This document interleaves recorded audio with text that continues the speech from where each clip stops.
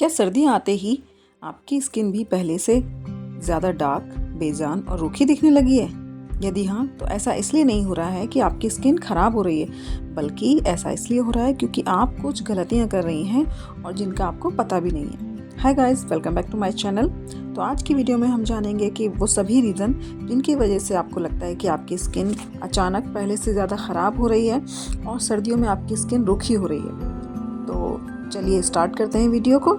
पहला रीज़न होता है कम पानी पीना। भाई सर्दियाँ लगते ही हमारी जो पानी पीने की क्षमता है, कैपेसिटी है, वो कम हो जाती है। हम जहाँ दिन में 7 से 8 ग्लास पानी पीते हैं, वहीं दिन में हमारी जो पानी पीने की क्षमता है वो मुश्किल से 3 से 4 हो जाती है। तो इससे क्या होता है, हमें प्यास भी नहीं लगती और सर्दी में ड्राइनेस बहुत बढ़ जाती है। ठंडी हवा जो है वो हमारी स्किन को डार्क बना देती है, जिससे हमारी स्किन पपड़ी उतरने लगती है, पपड़ी जमने लगती है और स्किन भी हमारी डार्क हो जाती है। दूसरा सबसे बड़ा रीज़न है रॉन्ग स्किन प्रोडक्ट। तो हम कभी कभी ऐसा करने लगते हैं कि हम अपनी स्किन को जाने बिना ही, स्किन टाइप को जाने बिना ही हम प्रोडक्ट को किसी ने सजेस्ट किया और हम यूज़ करने लग जाते हैं। तो हार्श फेस वॉश को यूज़ करना, अल्कोहल बेस्ड टोनर्स को यूज़ करना या स्क्रब स्किन को डल और डार्क बना देते हैं। थर्ड रीज़न है सर्दियों में जो हमारे सेल्स होते हैं, स्किन सेल्स होते हैं, उनका जो टर्नओवर है वो बहुत धीमा हो जाता है, जिससे हमारी स्किन पर डेड स्किन सेल्स जो होती हैं वो पूरी तरीके से हट नहीं पाती हैं और चेहरे पे जमा होती रहती हैं, जिससे क्या होता है कि स्किन हमारी डल होती है, डार्क पैचेस दिखने लगते हैं, अनइवन टोन हो जाता है और ये सारे रीजंस होते हैं हमारी ड्राइनेस की वजह से।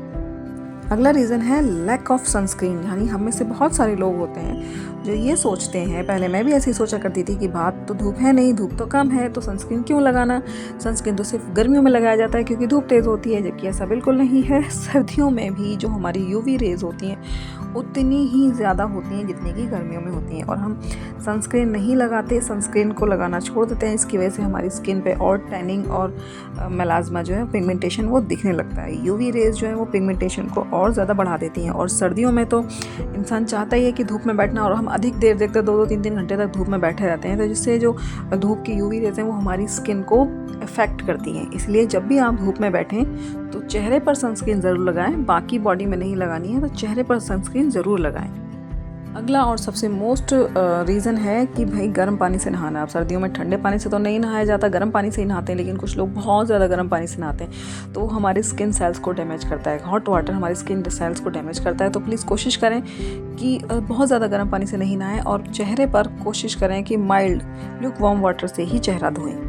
तो ये तो थे रीज़न कि आपकी स्किन इतनी सर्दियों में इतनी ख़राब और क्यों हो जाती है, डल हो जाती है और रूखी हो जाती है। अब मैं आपको बता रही हूँ कुछ होम रेमेडीज़ जिनको यूज़ करके आप अपनी स्किन को फिर से रिपेयर कर सकते हैं।